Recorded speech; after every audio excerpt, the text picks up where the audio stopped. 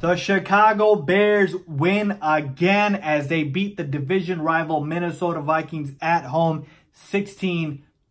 What is going on, y'all? Fox Sports Talk back at it with another video talking, of course, some NFL like I mentioned. So if you're new to the channel, welcome. Make sure to go ahead and subscribe by hitting the big red subscribe button down below. Turn on the bell icon to be notified every time I post a new video, because you are not going to want to miss out, because I do post a lot of videos. And while you're at it, follow me on my social media. I tend to tweet a lot. That is where you can reach out to me, folks. Okay, I'll always try to reply and interact, and we could talk, debate, whatever it is you need. I am here for you. So with that being said, here to break down this game from every single angle. I won't be holding back at all. Let's get started. So a lot to get to here, as always. The biggest storyline outside of the game actually is, of course, Mitchell Trubisky's injury. The Bears starting quarterback got hurt very early in that game. I think he had only attempted about 3 passes before he got knocked out. Hurt his left shoulder.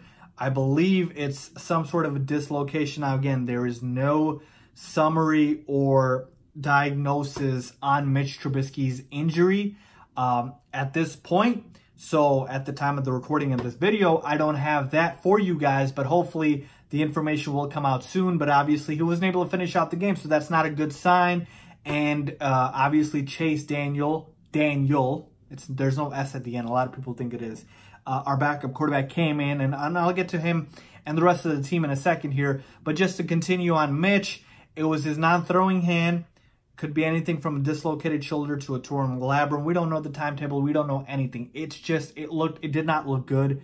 I don't believe it's season ending, but again, I'm speculating here. But just real quick on the play itself, I mean, it was just Mitch not really being very smart, because he pulls out and he kind of turns around, does a full 180, and then he sees the defender coming to him.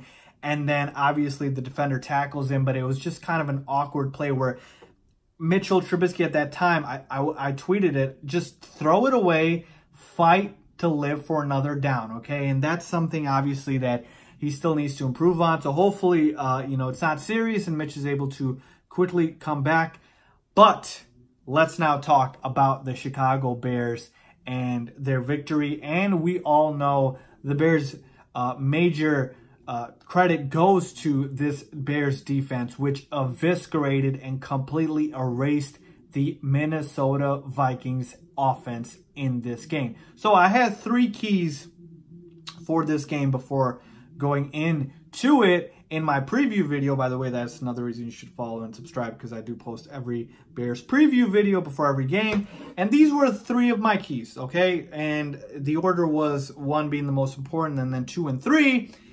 And you see number 1 on the list was stop Dalvin Cook. And boy, did we do that today. His worst game of the young season by far, 14 carries for about 35 yards. And what did he have? 2.5 yards a carry. He did get a touchdown, but that was kind of in garbage time. So we absolutely erased Dalvin Cook.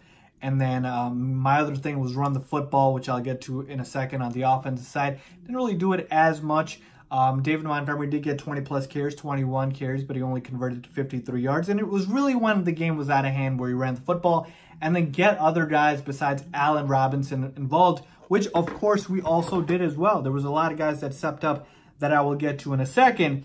But real quickly, I want to give credit, of course, to this Bears defense, because they just absolutely balled out. I mean, Kirk Cousins, don't even look at the box score. That's all garbage time numbers.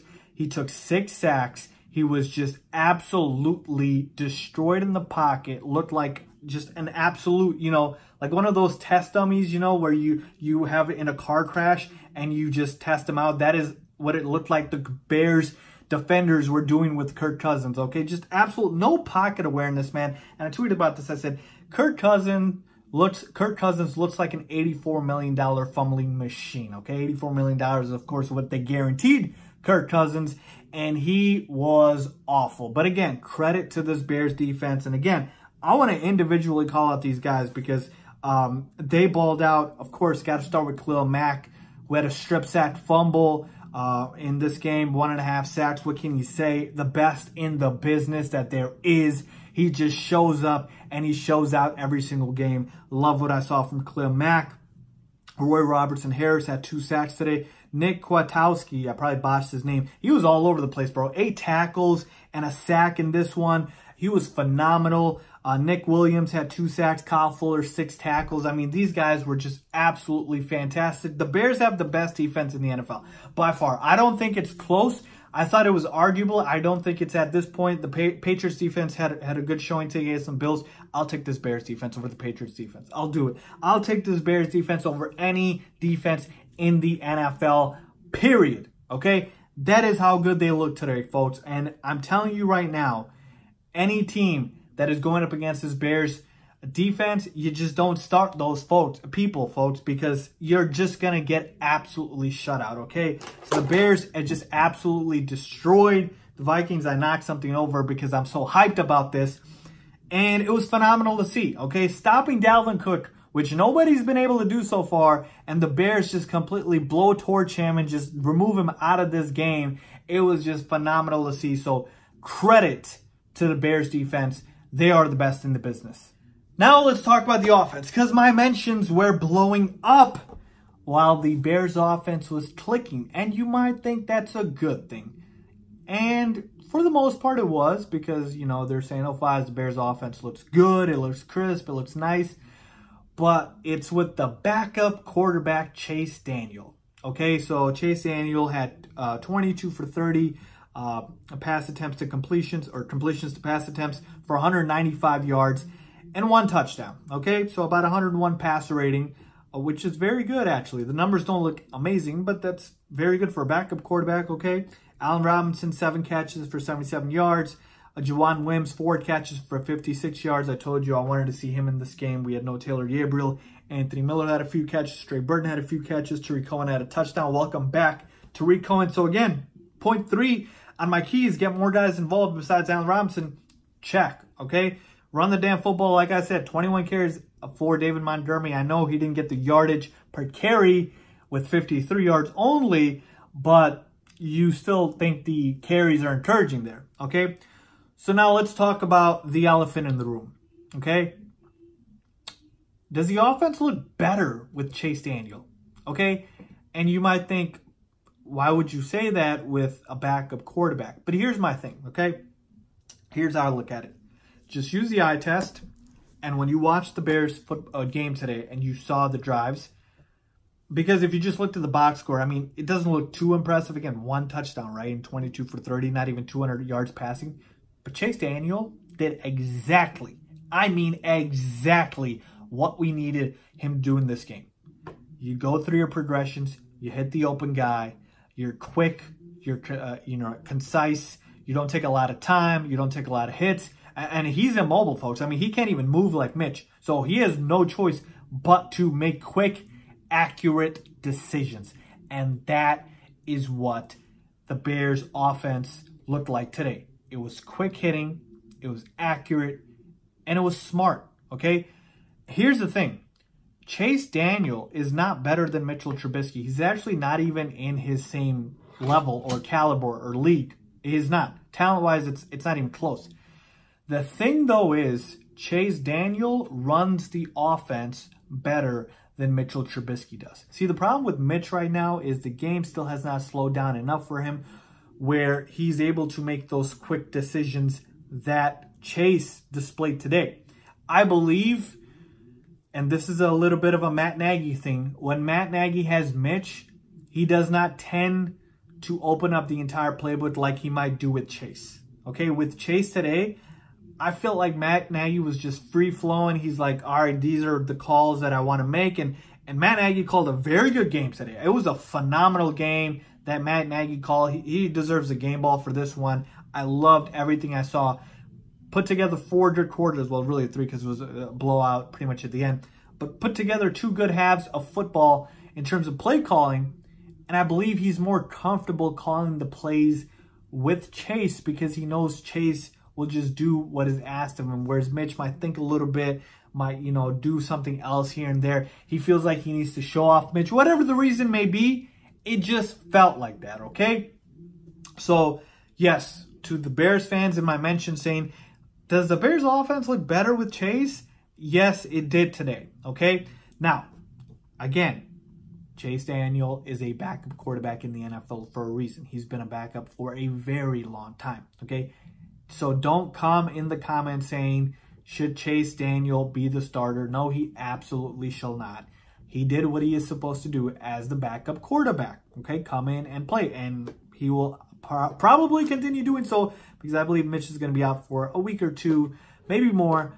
I'll get into more details, maybe another video about that. But again, Chase Daniel, I repeat, is not a starting quarterback in the NFL. For what we needed him to do today, he did it.